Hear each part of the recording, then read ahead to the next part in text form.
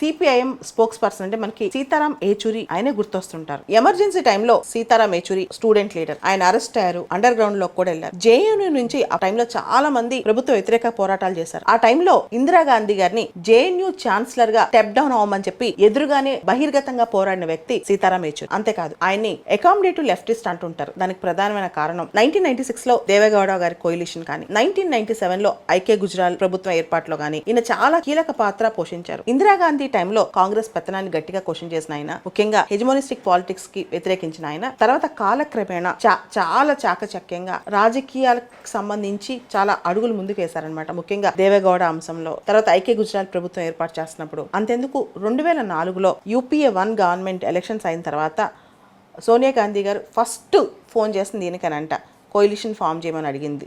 CPM పార్టీకి ఈ రోజుకి ఇంకా ప్రజల్లో మద్దతు ఉందంటే ఆయన తీసుకున్న కొన్ని నిర్ణయాలే కారణం అని పెద్దవాళ్ళు అంటుంటారు.